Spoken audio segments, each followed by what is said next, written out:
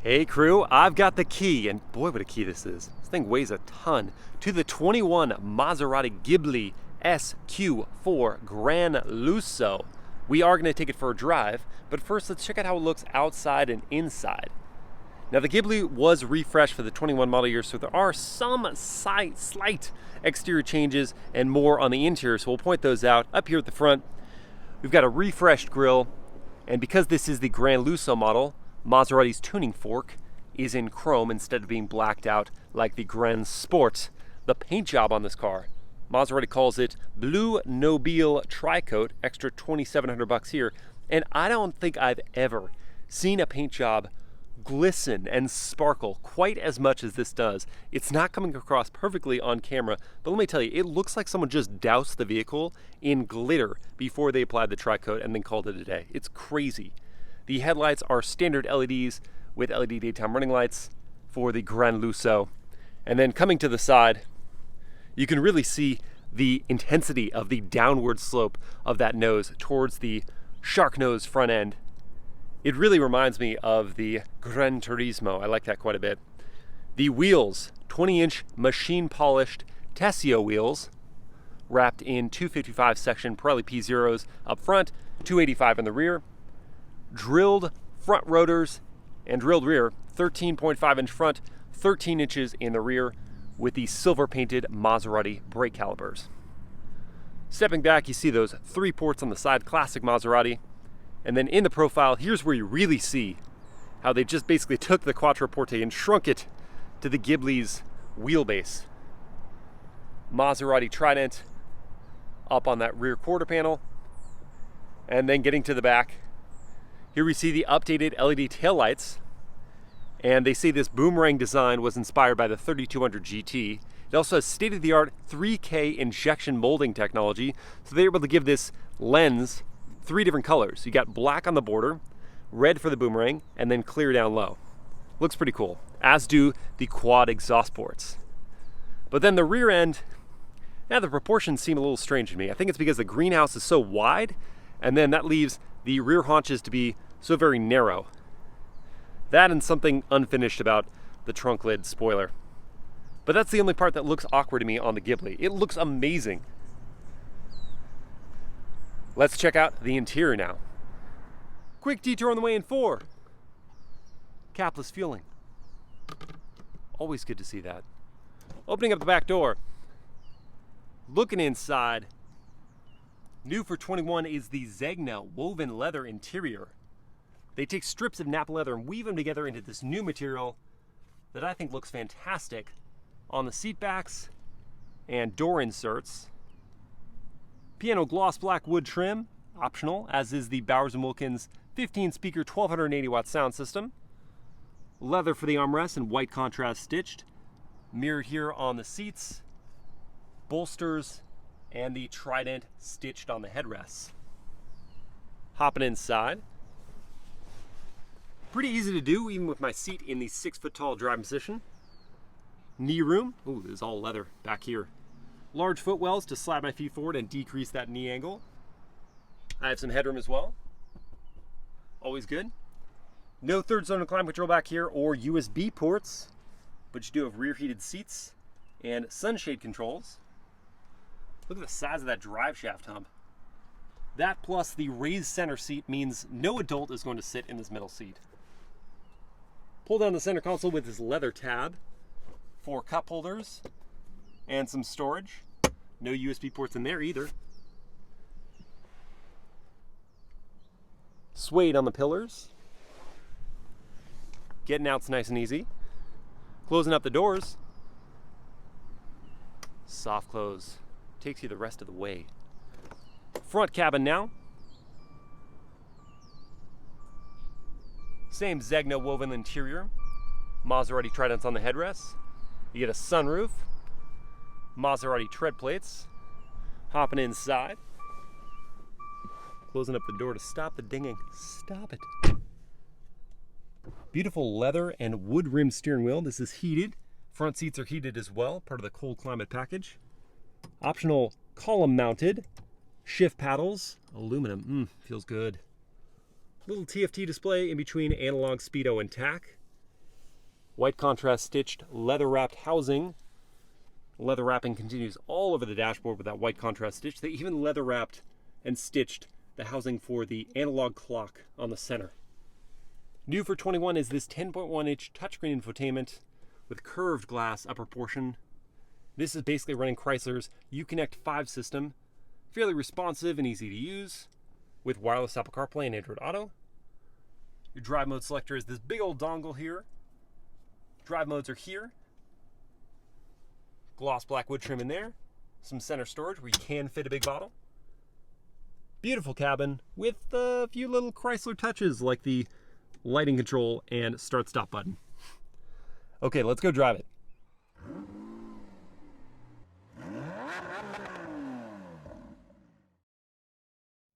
Let's fire up the Ghibli.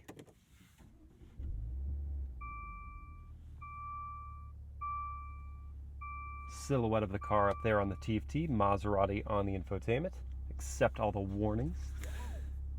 Some chimes to let you know your seatbelt isn't yet on, but now we're okay. And to back up the vehicle, we'll press in on the back tab and push forward on the drive mode dongle. And that brings up our surround view camera system, which is standard on the Ghibli. And you have a few different angles here: narrow, wide back, wide front, narrow front. And let's back this thing up.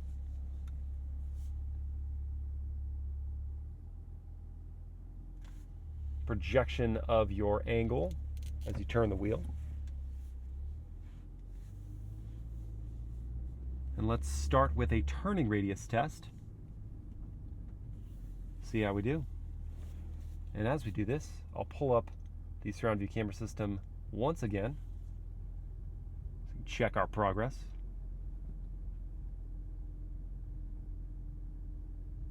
Nice and tidy. How's that horn sound?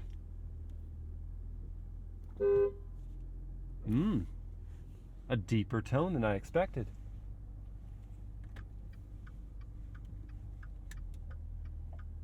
Quick briefing on the engine. In the Ghibli S Q4, we have a 3-liter twin-turbocharged V6 that makes 424 horsepower and 428 pound-feet of torque. It's connected to an 8-speed automatic gearbox, torque converter, not dual clutch, and sends power in the Q4 variant to all 4 wheels.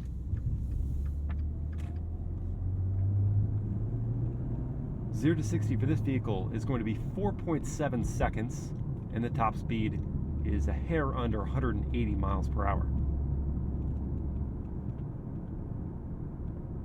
Throttle response in normal is very subdued. Nice tip in. I mean, I also like that you hear that exhaust, even in normal mode, just burbling pleasantly behind your head. Brake pedal, super modular in this mode as well. Easy cruising. This vehicle also has the optional Skyhook adaptive dampers, which I kind of would think would be a standard thing on something at this price point, 85-ish K to start, 100,000 as tested. But alas, it's not. I would check that box because this ride quality is rather nice. Smooth motoring at these speeds. It's certainly quiet in here. You can thank the laminate glass that they have for the front and rear and the dual panes in the windows. Visibility is excellent. And we do have standard blind spot monitoring in case you're not confident. Just looking at this now, the rear view. Just yet another Stellantis shared part. Don't like that. Cheapy plastic. I wish it was frameless, looked more luxurious. But the sun visors, these are in this nice material, the Zegna material, and it's thickly padded and stitched. Just something I noticed immediately upon climbing in.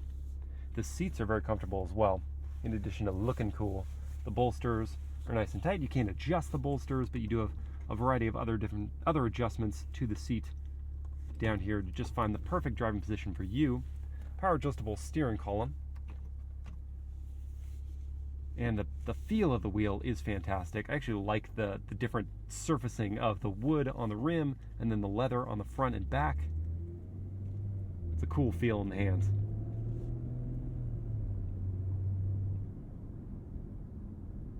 So while I wouldn't say the engine is ever particularly quiet, I don't think that's the goal of an Italian sports sedan. You want to hear it. You can feel those turbos spooling.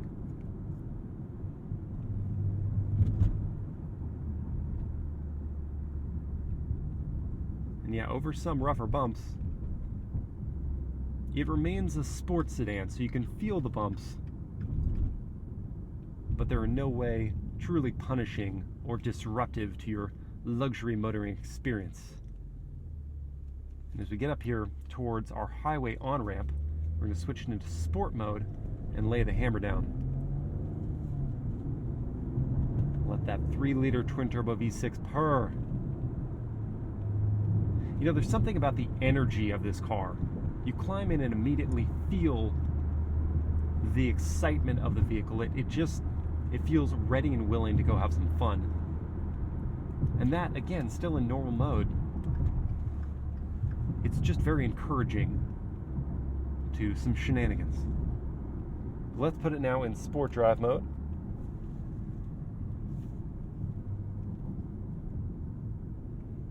And we'll climb onto the highway here. All right, foot down. Oof. That's some serious thrust. That is some serious thrust. And it makes a great noise too. I like the mid-range sound. Bit of, discomfort sound from that engine. That's what you want. You want it to be stressed. And I'm so excited to use these large aluminum paddles on the wheel. So we're going to put it into manual mode by clicking over the drive mode selector. Usher over a couple lanes here. And click down on the paddle. Instant shifts.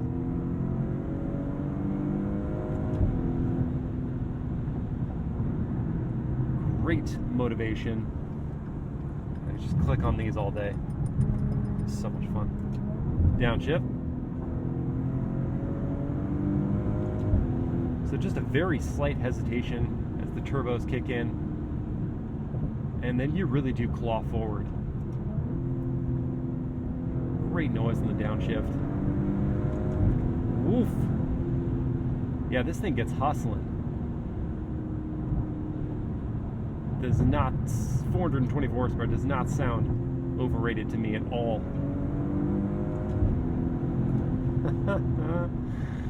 That is loads of fun. And yeah, there's just something too, pulling on these big column-mounted paddles, and the feel of them is so wonderful. It just adds to the experience. And that exhaust noise never gets truly loud inside this cabin. And that, speaks to the insulation, but also to the fact that it's really just balancing that character of luxury car and sports machine.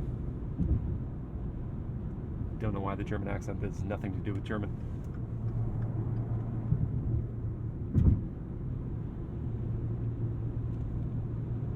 And yeah, even in sport, the ride it's a bit firmer on the undulations, but it remains pleasant. The lane keep assist there. I wasn't really deviating from the lane, but it wants to participate. I can tell.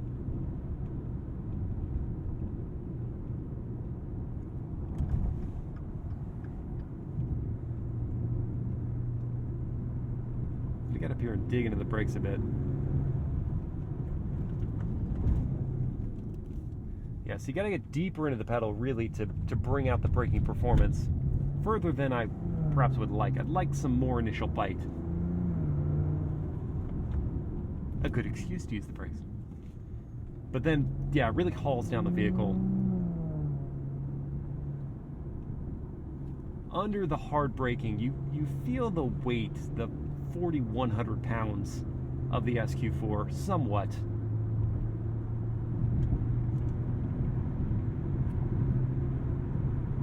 Can't hide it there.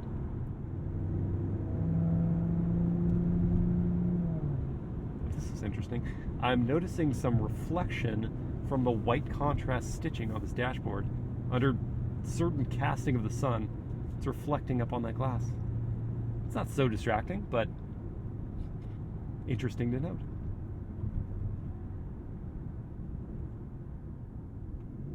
You know, at first I was looking at the gauge cluster. I'm like, ah, man, not fully digital. But I really do like these analog gauges. I like the brushed metal surfacing around the dials. The TFT is, it's okay. Not amazing. But the dials themselves, they really look luxury. They look high quality. The infotainment, well, we're going. We're going.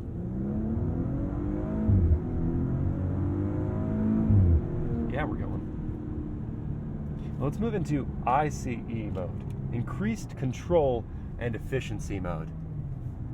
They just couldn't call it like eco mode. They had to call it increased control and efficiency mode. And that kills the throttle. It really does. And this is as quiet as you're going to hear the engine, because it's just going to shift up to that 8th gear as quickly as possible. But there's still just that background burble and the deep baritone of that engine just chilling out. Looking at the infotainment, it has been a bit finicky for me in certain places and a little slower than I'd like. But the colors and graphics are nice and sharp. Pretty logical layout here. Bring up CarPlay fairly easily, which pretty responsive. And then let's listen to the Bowers & Wilkins 15 speaker sound system, recently played.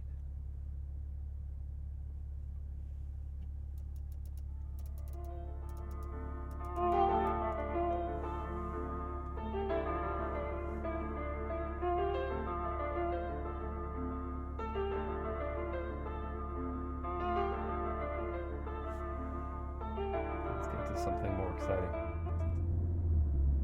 I do appreciate how quietly the transmission is just working through the gears in the background. Almost imperceptible. You can hear the tone of the exhaust change, and that's really your only indicator that you've changed a gear.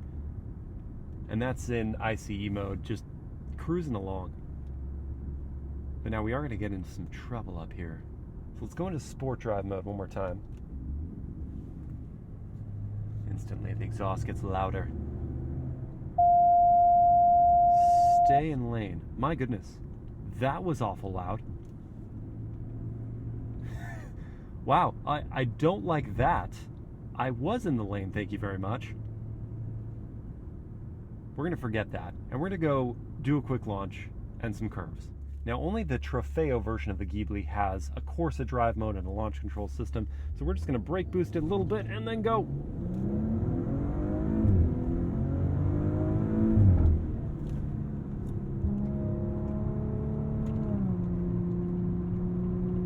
Even sport mode, it's not going to hold on to the gears fully, so I am going to go into manual mode.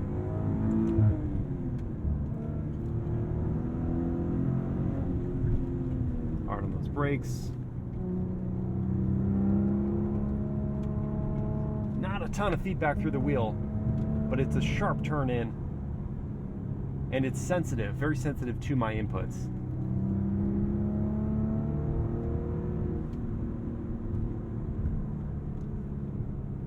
It does have an electronic limited slip rear differential, so it's pushing power to that outer wheel to keep you slinging through the corner. Alright, so it hustled. I wanted more feedback through the wheel. There was a bit of numbness when I was expecting more feedback. But it is a quick rack, it's a responsive rack. and it does sling that power through those corners. Yeah, so like the braking in the corners, you do feel the weight of the Ghibli, and that pulls back a bit on the just energy and feeling that you have of the suspension and powertrain. It dulls the sportiness somewhat, but it's still fun to drive. We're going to test out some of the standard active driver aids. You get adaptive cruise control as standard, lane keep assist, lane departure warning, automatic emergency braking. We'll see how those do, and I'm still seeing the white contrast stitch up on the glass here. So to activate those, press the cruise control button here. You set your following distance, and then you can turn on the steering assistance. So I gotta set this first, sorry. Set it. And now we've got steering assistance going. It's found the lanes, the green markers say we've got it. So I'm gonna let go of the steering wheel just briefly. Okay, it already wants me to check it. Whoa! Oh, man, that did not allow me to leave my hands off the wheel long at all. So even if you're right here, yellow, and you have to apply adjustment. Man, just like 3 seconds after, 1 Mississippi, 2 Mississippi, 3 Mississippi, 4, and it's yellow. Probably 5 to 6 seconds before it's gonna beep at you to check back in on the wheel. But with your hands off, you can see that it stays in the center of the lane. It does its job. It just does not want you to not be touching the wheel. Here's a good test. I can't even show it to you, but that was a lane merging into this one, and it's still found in the center of the lane. No lane change assist like you can get in the new 5 Series and E-Class. But we'll say the steering assistance works. It just really doesn't like to be left alone. It remains pretty darn quiet. The wind noise is completely minimal. Mild bit of tire noise. That's the only thing kind of getting into this cabin. So a luxury car experience through and through.